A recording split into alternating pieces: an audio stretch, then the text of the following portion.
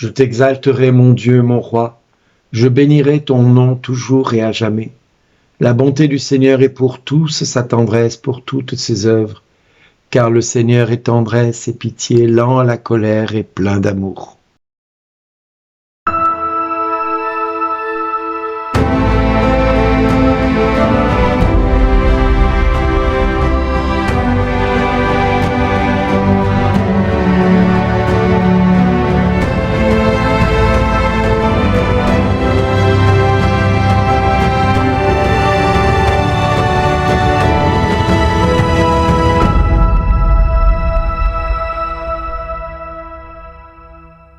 Aujourd'hui, le message vous est adressé par Bernard Dille.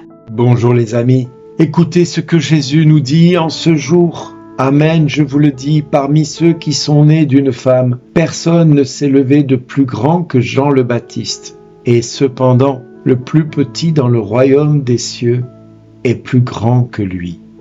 Le plus petit dans le royaume des cieux est plus grand que Jean le Baptiste. Et pourtant Jésus nous affirme que personne de plus grand que Jean le Baptiste ne s'est levé. Et pourtant, le plus petit dans le royaume des cieux est plus grand que Jean le Baptiste. Rendez-vous compte de ce que Jésus vient de nous dire. Toi, mon ami, qui te considères tout petit, sans grande valeur, tu es plus grand que Jean le Baptiste. C'est-à-dire que Jean le Baptiste, il a fait pas grand-chose. Il a simplement annoncé la venue du Sauveur. Et il a même rajouté qu'il n'était pas digne de délier les sandales des pieds de Jésus. Ce prophète qui était précurseur, qui se nourrissait de sauterelles et de miel, oui, ce précurseur n'est pas plus grand que toi, mon ami. C'est toi qui es plus grand que lui. Parce que tu es digne d'être appelé fils et fille de Dieu, tout comme chaque être humain qui va reconnaître dans sa vie les exploits du Seigneur, les œuvres qu'il accomplit dans ton quotidien. Mon ami, en ce jour, j'ai envie de te dire, si tu crois que ta vie n'a pas de valeur, alors dis-toi ceci, c'est que tu te trompes. Tu es dans l'erreur de penser que tu n'es pas de valeur.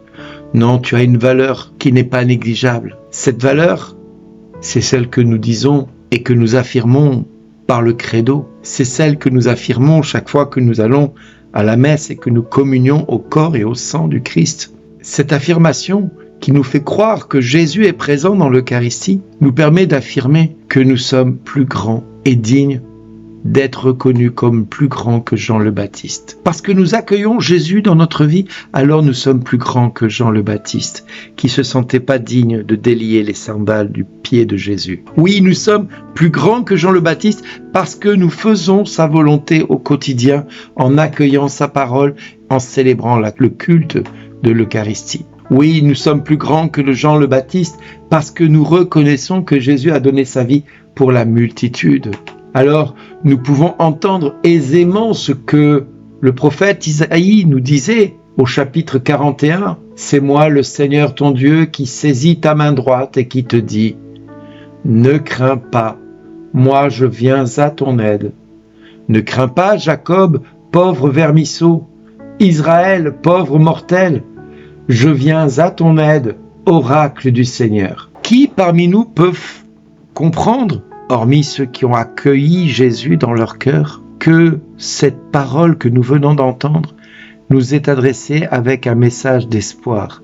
Oui, c'est une bonne nouvelle qui nous est annoncée. Le Sauveur nous vient. Ce Sauveur vient vers nous parce qu'il est le Créateur. Il est celui qui permet que l'on comprenne et que l'on considère que le Seigneur a fait tout cela de sa main, le ciel et la terre et tout ce qu'elle renferme. Oui, le Seigneur est celui qui prend notre vie dans ses bras et nous dit « Ne crains pas, je t'ai racheté, tes péchés sont pardonnés. » Oui, il est ce Seigneur qui se donne à nous, il est ce Sauveur qui veut se livrer à nous dans cette petite crèche où il nous donne rendez-vous pour venir nous incliner devant sa face.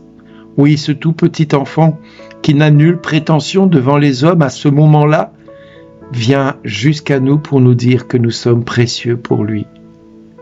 C'est pas lui qui est précieux pour nous à cet instant-là, c'est lui en venant dans sa petitesse nous dire que nous sommes précieux pour lui au point de se rendre tout petit, accessible, comme un nouveau-né. Oui, le Fils de Dieu n'a pas voulu garder ce rang qui l'égalait à Dieu. Il a anéanti cette condition divine pour prendre notre condition humaine et se rendre accessible plus que jamais à notre humanité.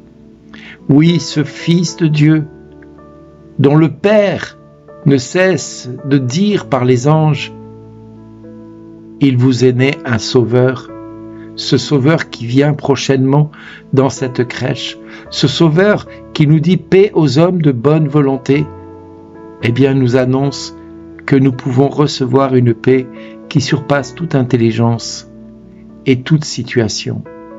Oui, cette paix que rien ni personne ne peut nous voler, nous spolier, parce que nous sommes de ceux qui reconnaissons que Jésus a donné sa vie pour nous.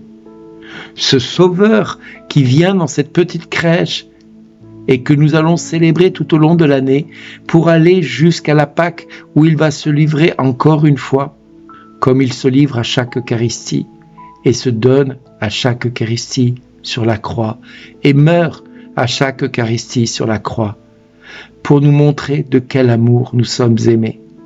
Oui, celui que l'on appelle « Je suis » a décidé d'être « Je suis éternellement ». Il vit la création, il vit la condition humaine, il vit cette petitesse dans la crèche et il vit ce Seigneur douloureux, ce Seigneur qui se donne pour que nous ayons la vie en abondance. Oui, mes amis, réjouissons-nous car il nous est né un Sauveur. En tout cas, il vient bientôt et c'est ce que nous allons fêter comme anniversaire prochainement, la nuit de Noël. Notre Sauveur va venir dans ce monde pour nous racheter et pour nous inviter à recevoir cette paix, nous qui sommes de bonne volonté en toutes circonstances et auxquelles il ne cesse de nous répéter de manière inlassable, de manière infatigable. Merci d'exister.